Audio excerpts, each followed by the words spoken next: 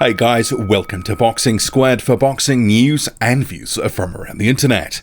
The heavyweight prospect Martin Bakole has signed a promotional deal with Matchroom Boxing, joining Eddie Hearn's stable, a long list of heavyweights in that stable, some of which Martin Bakole will no doubt want to face in time. He does have his first fight scheduled for August under his new deal that will be against Ecuador's Ytalo Perea.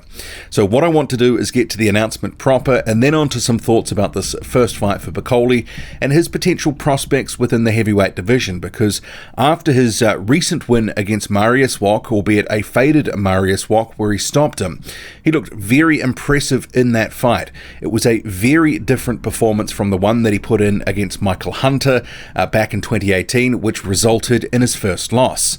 So we'll get to the press release first and on to the other bits that I just mentioned. So first of all, Martin Bakole, you can see here's the press release, welcome to the team, etc. We'll skip to his quotes. I'm delighted to be teaming up with Eddie Hearn's Matchroom Boxing stable. Matchroom have a lot of the leading heavyweights on their roster, such as Joshua, White, Parker, Hrgovic, and Usyk, and it won't be long before my name is being mentioned alongside theirs. I'm very grateful to Eddie and Matchroom for giving me the opportunity to fight live on Sky Sports and DAZN for my first time in my career. August 2 is a great show to be a part of, and fighting in Liverpool as a pro is another first for me, so I'm very excited to get going. I've been sparring with Daniel Dubois in London ahead of his British title fight, and I'm feeling strong and motivated for my Matchroom debut. I'm working hard towards facing someone in the top 15 in the world in the next couple of months. The heavyweight scene is wide open at the moment, and I want to make my mark in the division starting on August 2.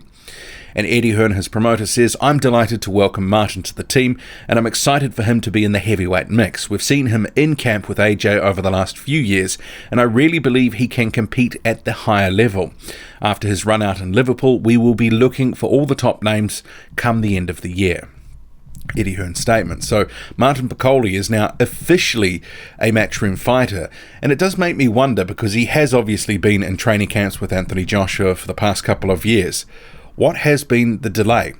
Maybe it was a case where him and his team, including his sort of manager and coach, Billy Nelson, thought that they could just make it their own way, do their own thing. But in this day and age of heavyweight silos, because effectively there's three distinct silos. You have the likes of PBC and Fox and Showtime.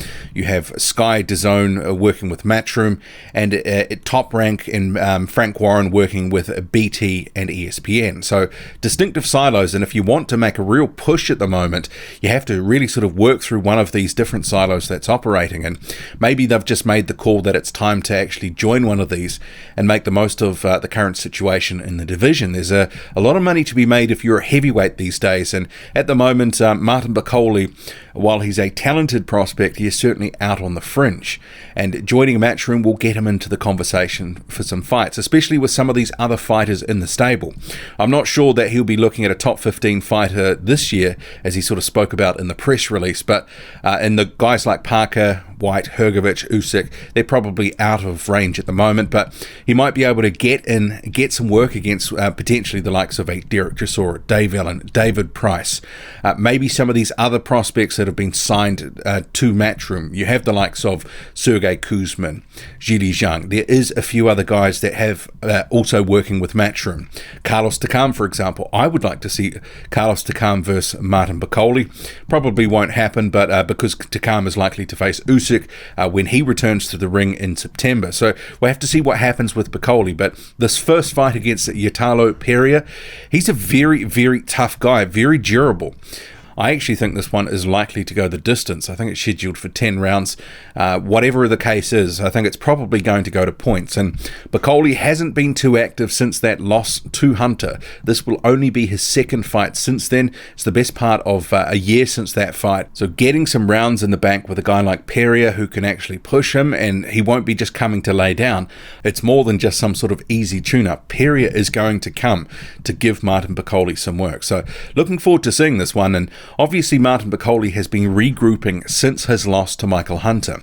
In that one, he didn't look fantastic. He was sort of punching at fog the whole night, finding fresh air, and Hunter was really put it on him. And after that loss, they sort of examined some of the things that were going wrong with Bakole and the preparations, that sort of thing, and it had emerged that he wasn't eating on fight day. There were some other things that were happening with his preparations that they have been adjusting, and I think he looked better for what they were doing in terms of preparations when he fought Mariusz Wach. He looked very good in that fight, very clinical, ultimately stopping Mariusz Wach. I think it was in round 8, but he pretty much dominated that whole fight, and it was a very good performance against a very durable guy in Mariusz Wach.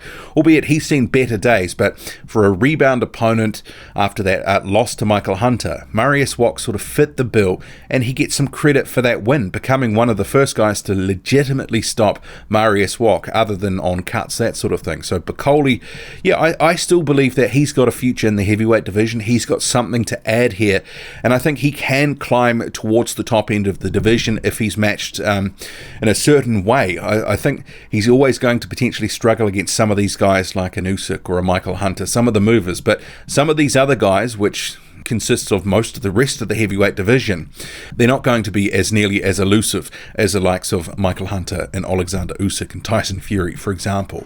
I think Bakole is going to have a number of good wins on his resume when things are all said and done in his career, and I like the signing for him. I think he needed to get on to, like a number of these guys who are sort of on the outer, on the fringe, joining one of these different heavyweight silos that exist is actually the sort of key to getting some of these bigger fights and getting into the sanctioning body rankings and progressing your career at the stage. It may not be ideal with the situation that we're finding ourselves in with these silos, but it kind of is what it is, and I think Bakole will be better for joining one of these promotional stables and starting to work his way up the division. What do you make of it all?